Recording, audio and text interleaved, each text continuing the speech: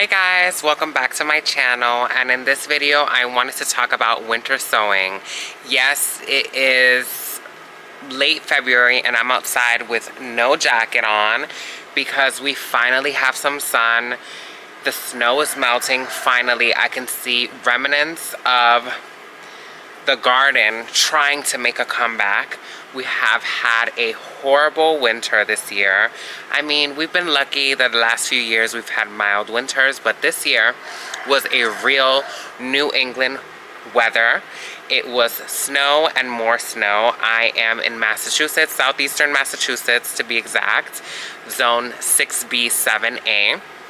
And today I finally am able to come out onto my balcony and really get going with winter sowing.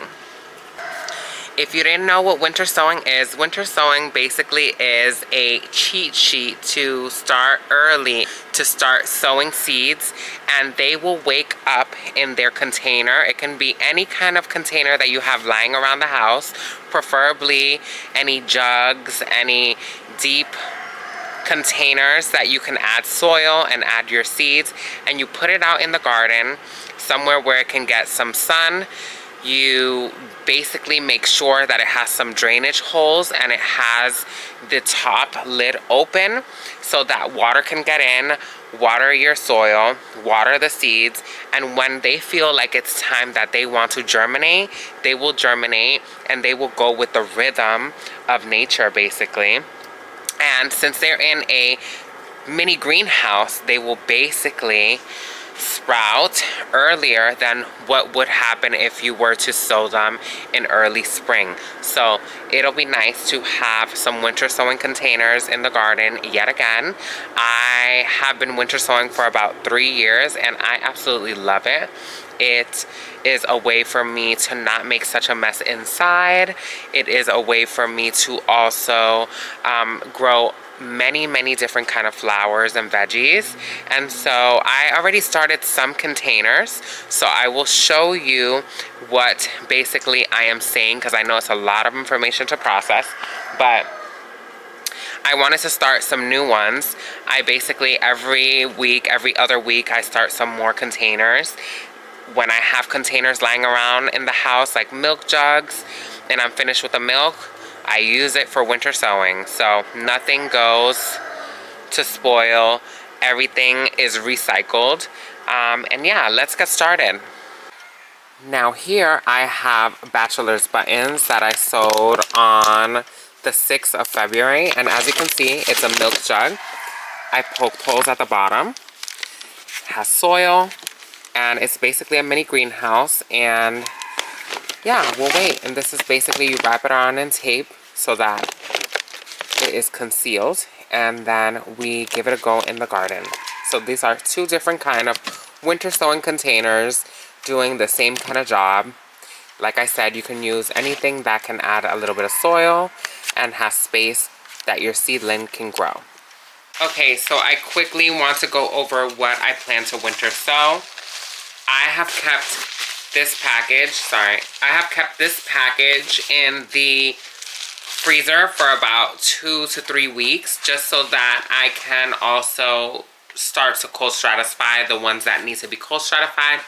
Cold stratify is when a seed needs a period of cold to make it sprout. And I have stalled this year winter sowing. Gabriel's right here. He wants to be in the video. Hi, Gabriel. Anyways, so yeah, let me show you what I plan to winter sow. Anyways, let's start.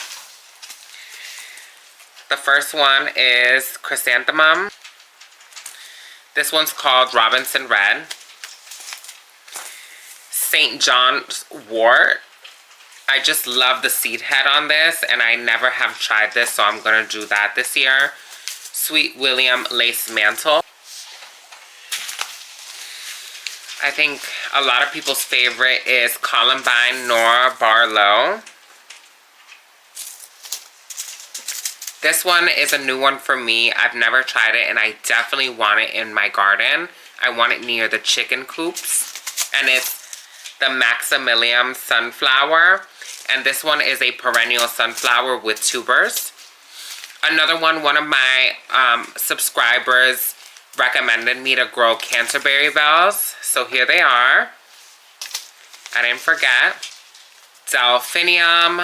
And this is the Fantasia blend, I believe. Yes. Rudbeckia Sahara. Rudbeckia Cherry Brandy. The Governor Lupine. Sundial Lupine. Lupine Tutti Frutti. Scabiosa Black Knight. Scabiosa, well, this one is Bachelor's Button Black Magic. This is Bachelor's Button Blue Boy. Alyssa, my favorite, Royal Carpet. Amaranth, Love Lies Bleeding. Love that. This is one that I got from Baker Creek. It was a free seed and it was Ella Campaign, which seems to be like a perennial sunflower. Feverfew. Phlox. And then Carol from Cape Cod Cottage Garden. I have grown this before and it is the Orange Wander Snapdragon, and I use this to put into my all of my fruit trees. At the bottom of my fruit trees they had Orange Wander last year and it did so well, so I plan to winter sow, and I also plan to just sow directly in the garden because this one actually like was a fast grower. Anyways, I have lots of seeds, and with some of these seeds I'm going to mix them, like let's say the Rudbeckia.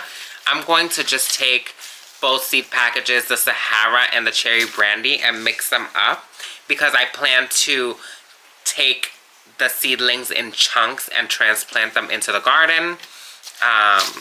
So yeah, that's what I am winter sowing. Same with the Bachelor's Buttons. I'm going to put them all together and kind of sow them in chunks together. That way that when I put them in the garden, they just have their different colors and they're like pretty cute. Same with the lupine. I'm just going to try to conserve space and containers this year.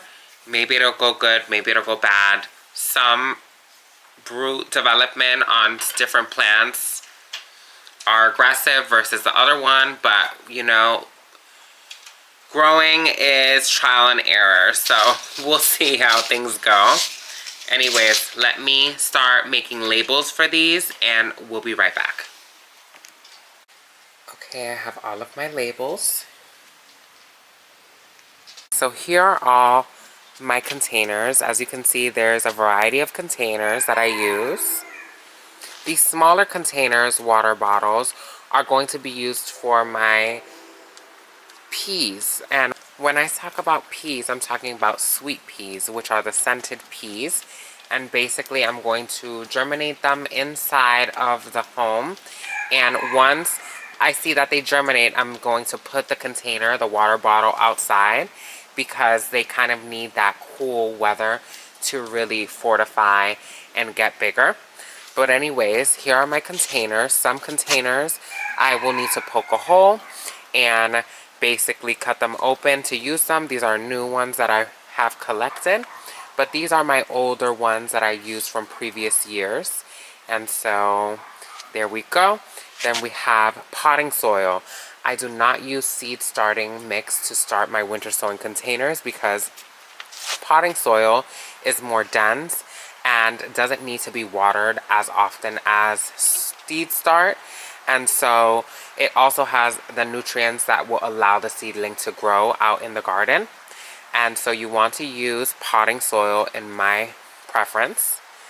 And then what else do we need? We need tape. We need to make sure that you label. All of my containers will be labeled inside and outside, so that way I know what I'm sowing in the garden, when I sowed it, and when it's time to come out. Now I have a solderizer. I don't know how you say this, but anyways, this is a tool that has a point, And I basically make holes with it at the bottom. Very easy. You just kind of want to, like, these toxic fumes, kind of be careful at your own risk.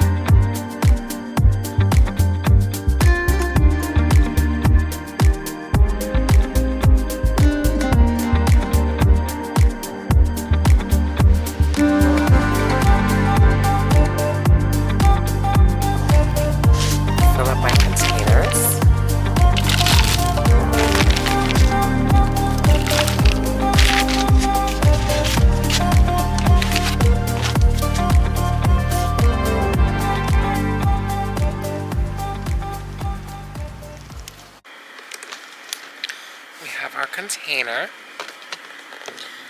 and let's start to sow some seeds.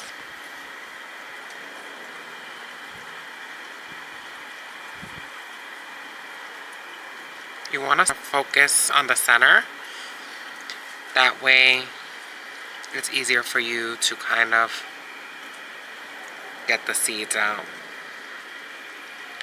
So this is Royal Carpet Alyssum, and I heavily seeded. This is one that doesn't really do too much fuss.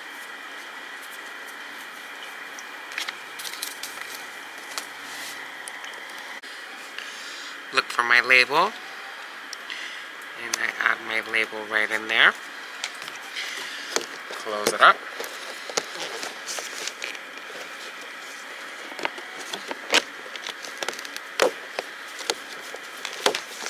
You have it. That's one container. Plenty more to go.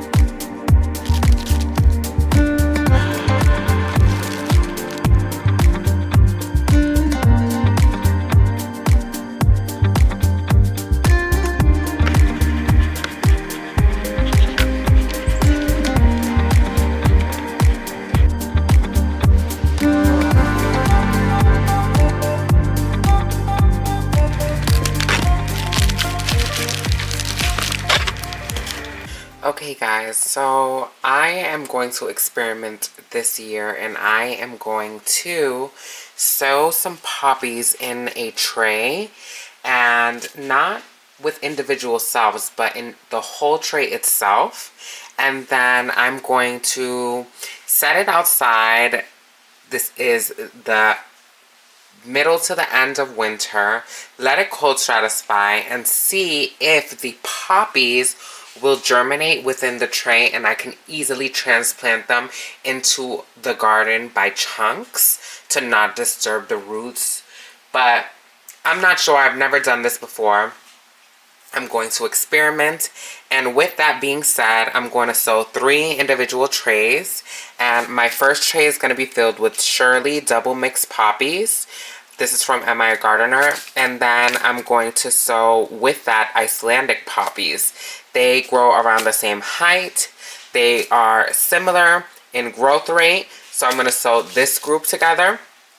Then I have my Oriental and my breadseed poppies that I'm going to sow together. I have some Hungarian blue.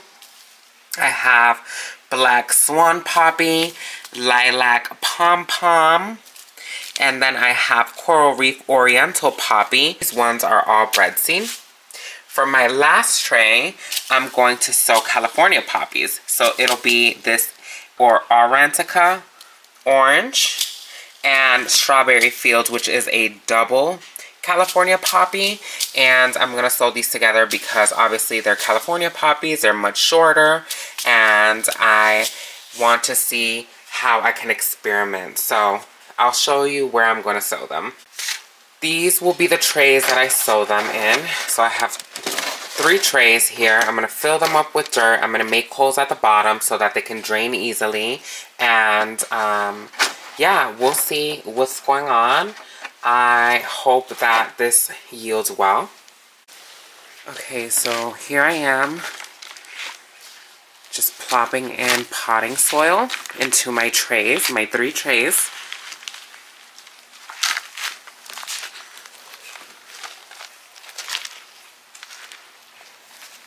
I'm gonna give it a good soak, and it's pretty moist already. Okay, so I finished sewing my poppies in the trays. Poppies. I say them with an accent, sorry. But anyways, I basically made a winter sewing container with seed trays. I didn't use individual seed trays, but the seed tray water catcher itself at the bottom. And I poked holes at the very top and at the very bottom so that the water can get in, water them efficiently, and they can drain out. And so I'm going to place these in the garden so that they can cold stratify and basically act as a winter sowing method for poppies in a larger volume. And I'm going to spread them out in chunks throughout the garden, and we'll see if I'm successful this year. So here are my Shirley and Icelandic, my breadseed Oriental, and at the very bottom is my California poppies. So I can't wait. We'll see how this goes. Okay, it is the next day, and now we will be moving the winter sowing containers to the garden area where they can receive sun and water. I haven't been really successful sowing poppies out in the garden in winter, so I wanted to give them a little bit more protection, and I wanted to also sow a lot of poppies, so I ended up using a seed tray. Okay, so I am placing my winter sowing containers in a closed area. This is where I grow my cucumbers and tomatoes, but it is a good spot because it's kind of fenced in and it still gets ample water and sunlight. So here they will be protected during the remaining of the winter.